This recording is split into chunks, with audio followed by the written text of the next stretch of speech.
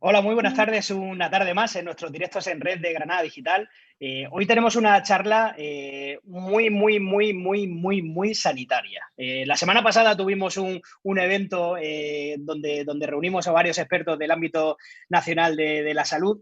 Fue justamente hace una semana, el miércoles pasado, y hoy hemos intentado localizar un poco y tocar tierra en el terreno granadino con uno de los grandes centros referentes sanitarios que tenemos en Granada, como es el Hospital Vitas, y obviamente pues para hablar del Hospital Vitas Granada tenemos que tener a su director gerente, a José Luis Salcedo. ¿Qué tal, José Luis? Buenas tardes. Hola Manu, buenas tardes, encantado de estar con vosotros. Bienvenido a Granada Digital, aunque ya hiciste un cameo el miércoles pasado, que cuando tuvimos el evento ese fuiste uno de los expertos que también intervino, ¿eh? Sí, fue una charla muy interesante y con un plantel de lujo, la verdad. Tenéis buena mano para elegir por lo menos la semana pasada a la gente, fue magnífico. Bueno, en esta seguimos con la buena mano y nos vamos con un profesional como José Luis Salcedo, que tengo aquí mi chuleta. Le vamos a contar a nuestra audiencia, José Luis, algunas de las cosas que tú has hecho en tu trayectoria profesional, que la verdad es que haciendo un repaso, nosotros nos conocimos desde hace tiempo, pero no me había parado a hacer un análisis de todas las responsabilidades que has tenido. Y hablando antes, fuera de micrófonos, comentábamos que José Luis comenzó llevando la gerencia del Hospital San Juan de la Cruz en Úbeda, que era un hospital bastante complejo porque precisamente hablamos de que tenía una densidad y un radio de acción y de atención bastante amplio. Luego José Luis fue subdirector del Clínico en Granada, fue director del Virgen de la Nieves aquí en Granada, dirigió la consultoría Mensor, también trabajó con una empresa privada, con GlaxoSmithKline. Skyline, también estuvo trabajando de nuevo otra vez en Granada, llevando los centros de la Orden San Juan de Dios, volvió a ir otra vez a esa gran provincia amiga como la provincia de Jaén para dirigir el Hospital Universitario de Jaén, volvió otra vez a Granada para llevar el área sanitaria Granada Sur, y desde el 16 de marzo, vaya fecha, justamente estado de alarma recién estrenadito, pues se estrena como director gerente de Vita Granada. Vaya trayectoria, José Luis, ¿eh? Sí, la verdad, bueno, yo soy médico de titulación y hay una cuestión que muchos hemos decidido y es que nos apasiona la gestión, es decir, nos apasiona la dirección de los centros. Al que le gusta la gestión, esto es lo más complicado que se puede hacer. O sea, siempre se bromeaba un antiguo consejero del País Vasco, decía que lo más difícil de dirigir era un hospital junto con la Orquesta Sinfónica del País Vasco, decía él, porque ambos están llenos de artistas. Bueno, pues esto es un poco, es una situación siempre de interacción de recursos tan importante que si te gusta la gestión apasiona. Y la gestión pues tiene también la servidumbre de que normalmente no puedes estar indefinidamente en los centros. Hay que refrescar la gestión. Siempre hemos dicho, sobre todo a través de asociaciones de gerentes, que hay que dar un tiempo a que se construyan los proyectos, pero lógicamente hay que pensar tanto en la carrera profesional del directivo, evidentemente, como en la oportunidad de nuevas líneas en los centros. Y bueno, yo creo que mi trayectoria es coherente con ese principio, que tiene una exigencia, pero bueno, como yo comento muchas veces con los profesionales de esta casa, pues anda que abrirle el abdomen a una persona y solucionar su problema de salud no tiene mérito, ¿eh?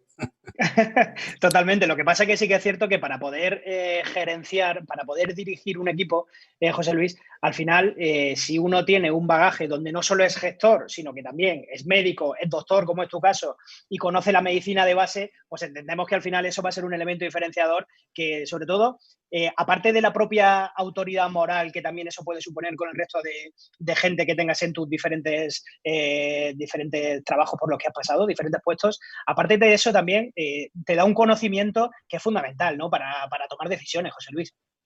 Sobre todo para calcular el impacto de las decisiones. Es decir, yo creo que hay extraordinarios gerentes que no son médicos, pero el ser médico te añade una visión, en términos gerenciales se llama visión de negocio, pero nada que tenga que ver con el negocio en el concepto más peyorativo del beneficio. Es en el concepto de lo que son las claves de la relación con el cliente. Las claves de relación con el cliente para el personal sanitario las tiene que tener claro. El paciente en general es un ente pasivo en su relación con el profesional sanitario. Y justo esa es una de las líneas de mejora que queremos introducir todos los centros y, por supuesto, este. El paciente es sujeto activo en esa relación. Y para eso hay que tener un abordaje de la relación con el paciente en el que esté capacitado, como por ley lo está, para tomar sus decisiones, aceptar o no aceptar el tratamiento que se le propone, esforzarnos hasta el extremo para transmitirle de una forma clara su situación clínica y las opciones reales que tienen en el tratamiento y, en definitiva, bueno, pues captar esa sensibilidad que necesita una persona que obviamente está en una situación emocional, aparte de la propia enfermedad, muy débil. Y yo creo que eso, en estos tiempos del 16 hasta ahora, pues todos hemos tenido que ver, y lo hemos visto en las calles, en las manifestaciones, cómo había dos grandes perjudicados de esta pandemia. Uno eran los enfermos, por supuesto, y sus familiares. Pero un colectivo que ha estado especialmente afectado, pues ha sido los profesionales sanitarios. Y el profesional sanitario ha demostrado lo que es. Es un profesional de esa relación y no ha puesto pegas. Desde luego aquí no lo ha puesto nadie, y me consta que los demás tampoco, para asumir riesgos más allá de lo que es razonable y tratarnos de poner, en la medida de lo posible, para poder entender una situación de un paciente cuando a veces era muy difícil entender las reacciones de este bichito como agente de enfermedad. Y creo que el ejemplo ha sido magnífico en ese sentido, por todos los sanitarios. Ahora entraremos un poco en materia, pero antes de entrar en materia y de que nos cuentes cómo lo estáis haciendo en Vita Granada, José Luis, vosotros, tú concretamente, a título personal, has llevado bien, sin sobresaltos, sin temas personales excesivamente graves, todo el tema del confinamiento, toda la pandemia, ¿no has tenido ningún sobresalto? ¿Todo correcto? ¿Todo bien? Pues yo creo que es que nos hemos puesto, vamos, los sanitarios nos hemos puesto una expectativa armada. Si te refieres al entorno personal y a mí mismo, pues no, afortunadamente no hemos tenido problemas, pero lógicamente sí que tengo compañeros que han tenido problemas muy serios. Unos los han llevado mejor y otros, por desgracia, con bastantes resultados graves. Pero creo que nos hemos puesto, toda la población en general, pero los sanitarios especialmente, nos hemos puesto el turbo para tratar de reaccionar ante esto, bueno, pues con un conocimiento científico razonable que hemos ido ganando con el tiempo, reordenando los recursos y creo que con mucha generosidad. Y la población pues ha hecho lo mismo, lo que le tocaba. Yo creo que el ejercicio de responsabilidad en general, más allá de la anécdota de toda la población, es evidente. Totalmente, totalmente. Y dentro del grupo Vitas, dentro de Vita Granada, José Luis, ¿cómo habéis sido capaces de darle una vuelta de tuerca al modelo que teníais? Porque entiendo que habéis tenido que hacerlo, como se han tenido que hacer en todos los sectores, en el sector sanitario mucho más, y sobre todo de la noche a la mañana, y sobre todo con algo completamente desconocido como ese bichito que tú comentabas al principio. Es cierto que no teníamos ninguna información de él, por tanto entiendo que eso ha sido el principal elemento que ha hecho mucho más complejo todo, ¿no? El que sea la primera vez en la que tenemos que actuar y hacer frente a él. Pues hemos tratado, trabajando en grupo con los profesionales, que era la clave, de hacer frente con las pocas evidencias que teníamos. Y las propias evidencias eran todos los mecanismos de protección y todos los mecanismos de prevención que estaban al alcance y habían demostrado su eficacia. De ahí, bueno, el famoso debate sobre los EPI, los circuitos diferenciados y evitar al máximo posible dos problemas. El riesgo adicional para el paciente y el riesgo para el profesional. Bien entendido que eso debería tener un equilibrio para poder aportar al paciente las condiciones de tratamiento idóneos. Es decir, es muy difícil ordenar cómo puedes atender a un paciente que tenga una urgencia quirúrgica o tenga una urgencia médica cuando además tiene una afectación por COVID. Es que no solo era la enfermedad que produce el germen, es que es un paciente que además tiene una infección por COVID. Eso pues obliga efectivamente a poner el hospital patas arriba, designando plantas específicas para COVID, plantas libres de COVID, profesionales que solo estaban dedicadas a unas áreas, duplicar áreas críticas, como puede ser, por ejemplo, las unidades de cuidados intensivos, definir varios circuitos en urgencias, porque no nos olvidemos, estamos hablando de pacientes COVID o pacientes no COVID, pero tenemos un margen de sospechosos que había que tratarlos con la máxima rigor en sus circuitos. Y aparte tenemos dos colectivos muy importantes, que son los niños y las mujeres embarazadas, que además tienen dificultades añadidas para abordar estos circuitos. Entonces, eso se ha hecho, ya digo, de lo que era la evidencia a los aspectos más avanzados de la terapia. Empezamos con unas determinadas técnicas terapéuticas y hemos ido evolucionando hacia aquello que ha demostrado una evidencia que el tratamiento era más efectivo. Y en ese sentido, pues es como ha funcionado. Pero también hemos tenido que mantener contacto con muchos pacientes que tenían pedida cita, que estaban en tratamiento crónico, que estaban en tratamientos de quimioterapia, con lo cual era otro factor añadido. Y es que la vida seguía, José Luis, la vida seguía también. La vida también. seguía, evidentemente, y había cosas que no se podían demorar, con lo cual hemos utilizado la telemedicina, fundamentalmente la atención telefónica, que era la más inmediata, para mantener el contacto activo con todos nuestros pacientes. Y, lógicamente, pues cuidando mucho que nuestros propios profesionales no enfermasen, porque era la base de poder atenderlo. Y a todo esto hay que añadir que, como decía en el meeting que organizaste la semana pasada, bueno, que aquí el bichito no entiende de fronteras, no entiende ni de las calles, ni de los distritos, ni de no sé qué. Con lo cual ha funcionado durante todo este tiempo. Ahora, de hecho, acabo de terminar una reunión de coordinación en la que participábamos hospitales y distritos, tanto públicos como privados, liderados por el delegado de salud, en la que hemos procurado transmitirnos experiencias, coordinarnos en la atención de pacientes y, sobre todo, pues no cometer errores y, desde luego, no cometer ningún error que ya hubiese cometido otro. Hay un montón de temas que quiero que saquemos y de hecho, tú me has dado una pincelada de algunos de ellos y me lo estoy anotando aquí para que no se me olvide. Hay un tema, por ejemplo, que me parece súper interesante, José Luis, como es precisamente lo que has hablado de la telemedicina. Bueno, algunos profesionales llevaban ya tiempo insistiendo en que probablemente el futuro tenía que pasar por la telemedicina, el futuro dentro, o como una de las claves del sistema sanitario, el futuro, como decía también nuestro evento, el futuro ya es pasado y el futuro ya llegó, ¿no? O sea, ya el futuro no existe porque ya estamos en él. ¿Tú eres un creyente de todo lo que significa la telemedicina? ¿Crees en ella firmemente? Y Vitas Granada ya nos has contado que lo habéis realizado durante este tiempo y que lo habéis puesto en práctica, ¿no? ¿Cómo lo valoras tú, esa telemedicina, José Luis? No es que sea un creyente, es que soy un observador de la realidad. Entonces, esto es una evidencia.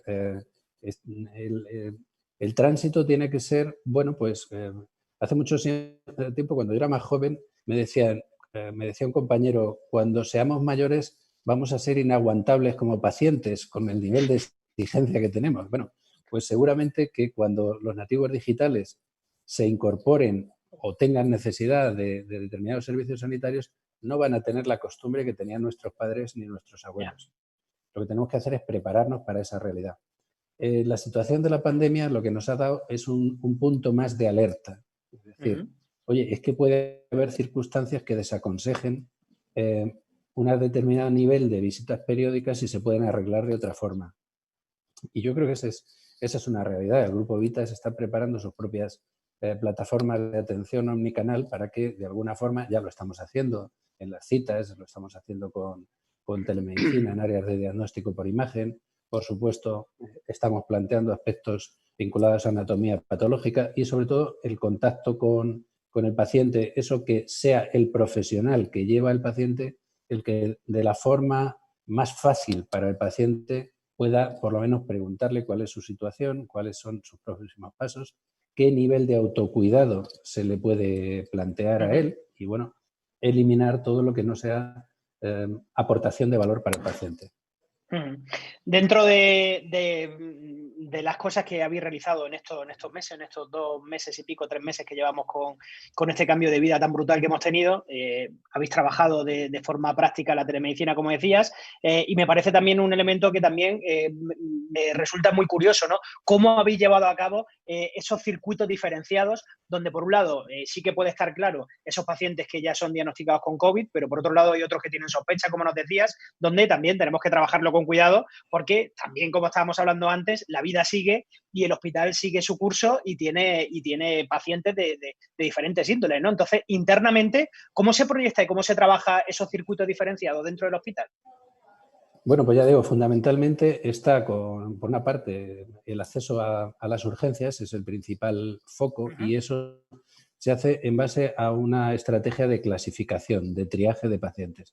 Es ujú, lo primero es procurar descartar cualquier signo que pueda inducir a una infección por COVID o incluso un portador. Me refiero a personas que estén en un ambiente donde hubiese pacientes contagiados y, por tanto, haya tenido contactos de riesgo. Pero incluso eso iba a que el hecho de usar la telemedicina permitía una pequeña encuesta con el paciente para ver si había tenido contactos de riesgo. Ha ido o sea que cambiando ya la situación. el circuito diferenciado ya comenzaba con la telemedicina, ya. Claro, claro, claro. Es Qué abrir bueno. canales. Y siempre una cuestión importante. No esperamos a que el paciente sea confirmado. Ujú, El paciente, en cuanto es sospechoso, ya lleva un circuito específico y el personal que lo atiende ya lleva mecanismos de protección, los famosos EPI, ujú, que no están esperando, lógicamente, a una infección identificada. Lo ujú. tratamos como paciente contagioso. Y solo cuando se descarta la enfermedad, en caso de que haya alguna clínica, por supuesto, pues ya lo pasamos a un circuito de limpio. Es decir, Ujú, evitar el contagio.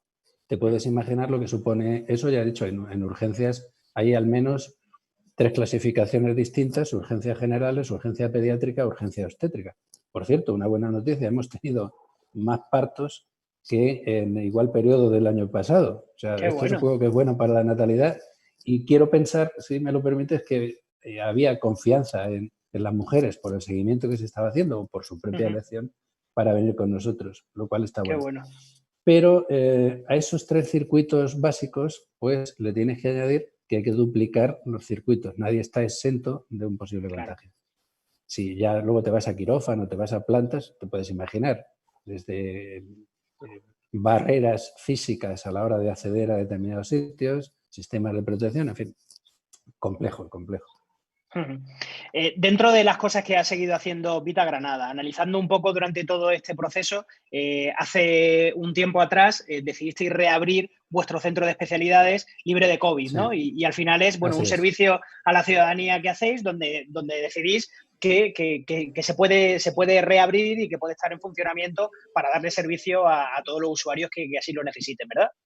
Claro, de hecho tuvimos que parar porque las instrucciones a nivel del Estado, a nivel del Estado Ujú, las instrucciones de alarma nos obligaron a parar mucha actividad programada. Pero lo fundamental, sobre todo consultas externas, fisioterapia, ujú, estaba cerrado por orden ministerial, básicamente, aunque hemos mantenido a todos los profesionales en activo porque teníamos que tenerlos en reserva. Y lo que hicimos fue garantizar que a los pacientes que estuviesen pendientes de cita les íbamos a reabrir las agendas lo antes posible. Y así lo ujú, hicimos el 4 de mayo. Nuestro centro de Plaza de los Cármenes pues tiene ujú, unas condiciones muy adecuadas para ser lo que ha sido un centro, y sigue manteniéndose, por supuesto.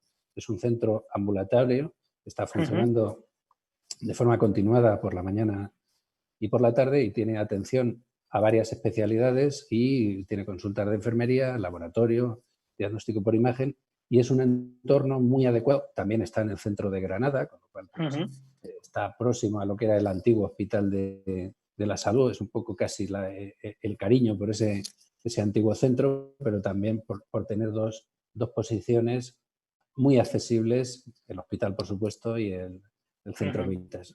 Garantizar la accesibilidad y en este caso sí que se han extremado todas las medidas de, por supuesto, de higiene, ujú.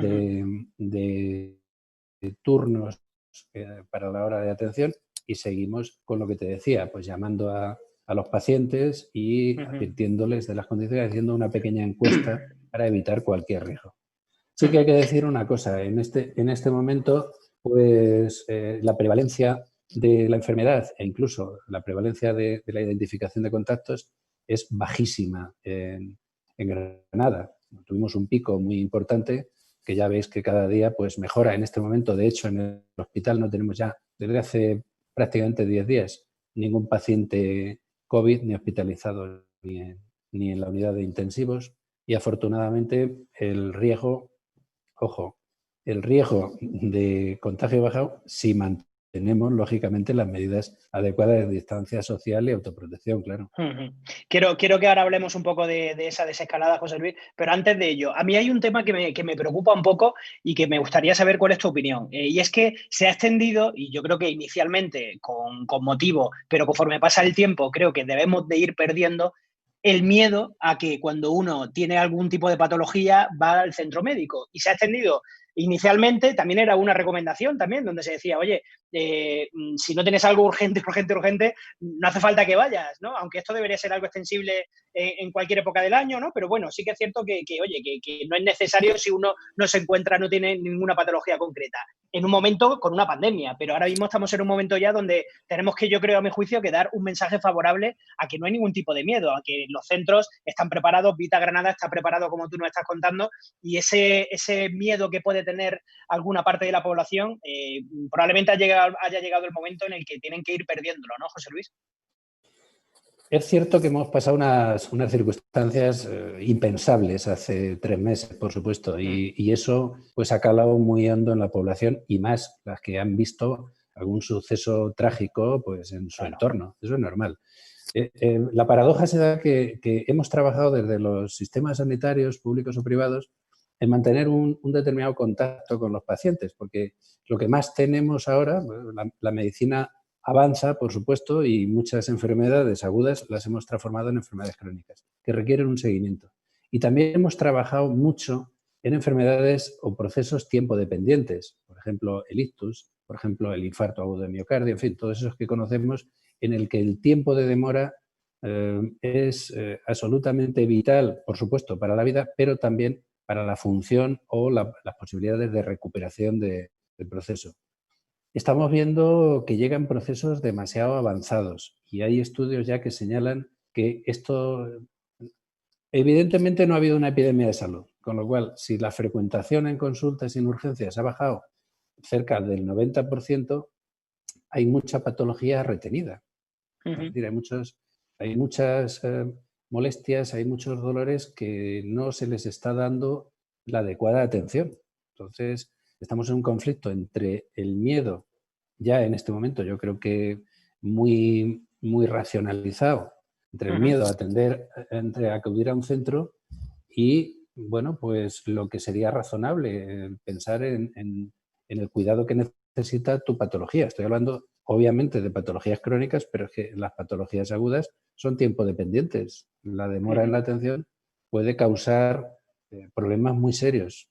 Desde luego, en infarto agudo de miocardio o ictus o patologías de este tipo, desde luego, sin duda. Pero, claro, eso en aspectos críticos, en el no seguimiento periódico de determinadas patologías, pues, lógicamente, va a producir problemas de salud muy serios en el futuro. Si estamos comentando que hemos superado, desde luego en el aspecto de organización hospitalaria, hemos superado una situación muy crítica y hemos hecho todo lo que se ha hecho, los sistemas de citas actuales pues no tienen la frecuencia que tenían, estamos espaciando las citas, estamos habilitando espacios limpios de COVID, desde el uso de mascarillas, pero también soluciones hidroalcohólicas que están a disposición de todos los usuarios. Eso lo hemos hecho para garantizar un entorno seguro.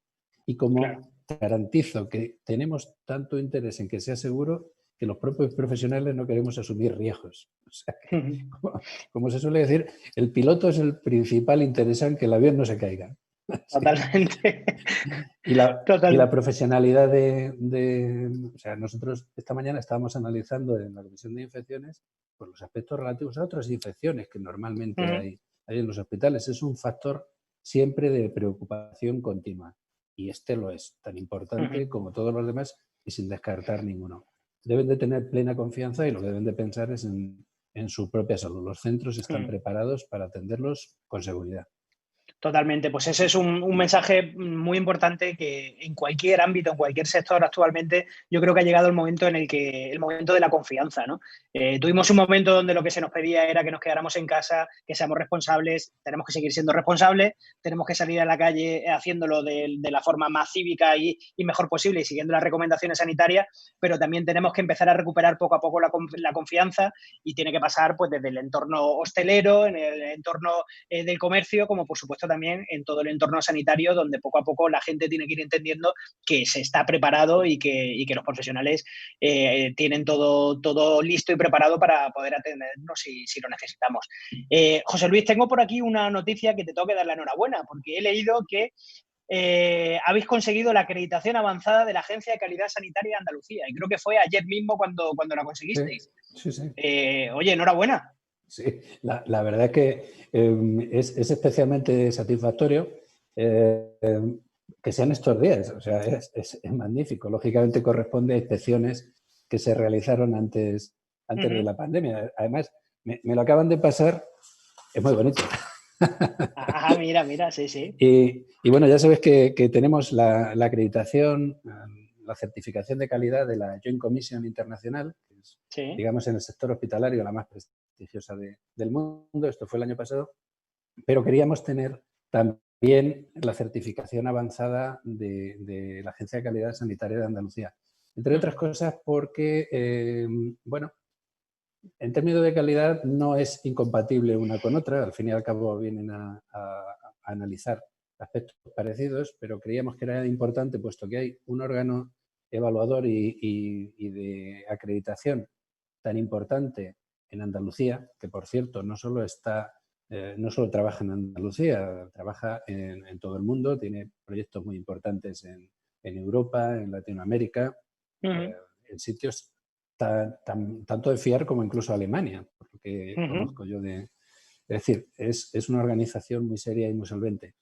Es muy satisfactorio porque viene a relacionar tres elementos. La calidad se estructura de alguna forma en las instalaciones, los procedimientos y lógicamente los resultados, con un pegamento que es el capital humano. Entonces, nosotros tenemos un hospital nuevo, con unas instalaciones muy modernas, en el que se ha pensado una parte importante de por qué hemos podido hacer esos circuitos, es que este hospital se diseñó muy bien. Se diseñó pensando mucho en la seguridad, desde luego, del edificio y desde luego de la práctica asistencial y la accesibilidad de los pacientes. La estructura es muy buena.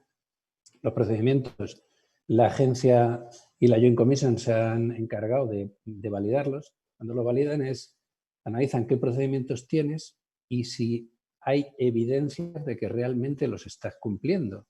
No vale con tener una guía de práctica clínica, sino si realmente se Se pone en cumple práctica. Claro. la guía de práctica clínica, se analiza y se mejora. Y luego los resultados tienen que tener, os estaba comentando antes, las reuniones de la Comisión de Infecciones. El nivel de infecciones tiene que ser mejor que el estándar que se define, en fin, lo que os podéis imaginar como nivel de resultados. Se analizan las complicaciones quirúrgicas y luego, evidentemente, el valor humano, que es el que le da a todo esto sentido. Si no hubiese buenos profesionales, esto sería importante, pero los resultados no se consiguen. Y hay un plantel de profesionales en esta casa, sinceramente, de lujo. Yo llevo, no llega a 3 meses aquí. Como tú bien sabes, conozco prácticamente a todo el sector sanitario de Granada por el desempeño que he tenido en estos puestos y yo creo que el plantel que hay aquí ha demostrado su solvencia en la actividad privada, en la actividad pública, en la actividad investigadora. Es un lujo de profesionales y por eso, pues siendo